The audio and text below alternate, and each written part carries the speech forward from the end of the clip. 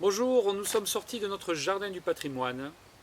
Nous avons dévalé les pentes de Rhodes, arrivé au monastère. Nous avons franchi le pont.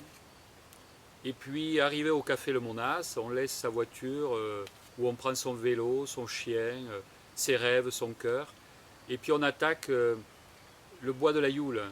Ah, enfin, il nous a tous fait rêver. Alors, on monte progressivement. Il y a quelques jolis pins qui tiennent, on ne sait pas comment, par miracle. Quelques beaux points de vue déjà. Et on continue pour arriver dans un chemin, c'est comme une tonnelle d'aubépine. C'est vraiment un tunnel de verdure. L'aubépine éclate de mille fleurs.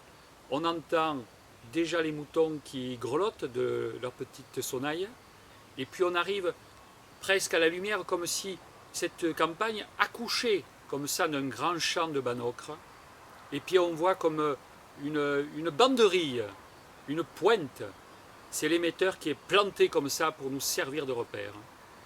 Et puis on arrive sous des frondaisons de laurières tropicales presque. Et on est attiré tout de suite. Par quoi? Par le mystère et le secret. Alors moi, ce petit mystère, quand j'étais enfant, je le voyais parce que j'habitais en face. Et quand c'était l'hiver, on voyait se dresser cette stèle blanche que vous avez derrière moi, que nous appelions le fantôme.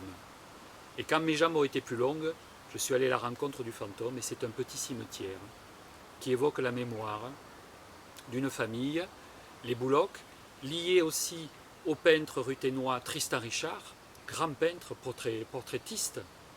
Mais je voulais en profiter pour parler d'Aîné Bouloc, donc, qui est enterré ici. Il serait content parce que lui, il était un peu le chantre de la campagne.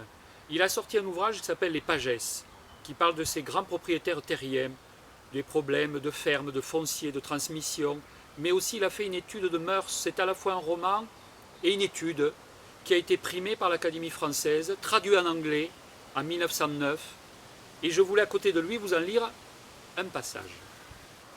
Et vous y étiez à cette foire de Rhodes, bohémien à la tignasse huileuse, chercheur de rosses, de bagarres, catalan au teint d'olive, amateur de jeunes mules, artésien, mi-avois, auvergnat, qui portait la veste courte et le bâton ferré, géant du Causse, petit ségalis en barbe, vigneron de Marciac à la face illuminée du vin clairette de nos coteaux. Vous étiez vous aussi cul-de-jatte intrépide qui tressautait vers les passants, marchand d'Orviétan, aux éblouissants carrosses qui montraient des fœtus de lapin dans des bocaux étirés des verres, des dents carriées, et vous surtout à valeur de verre, nègre à la mine de plomb, Hercule provocateur qui ne terrassait nos bouviers que par quelques coups de maîtrise, femme à barbe, belle Fatma, somnambule extralucide, mécanique hurlante qui déroule sous verre les scènes de la passion du Christ et font pleurer les bonnes vieilles. Musée de cire, théâtre de Saint-Antoine, clown et paillasse, tambourineur, batteur de grosses caisses, bateleurs, vous y étiez tous à la grande foire de Rhodes. Voilà, ça continue et ça fait un roman. C'est presque une étude de mœurs. Voilà. Et puis, allez, je ne résiste pas. À côté de nous, il y a l'émetteur de télévision. Alors moi, j'habitais, donc, je vous l'ai dit, dans le quartier en face.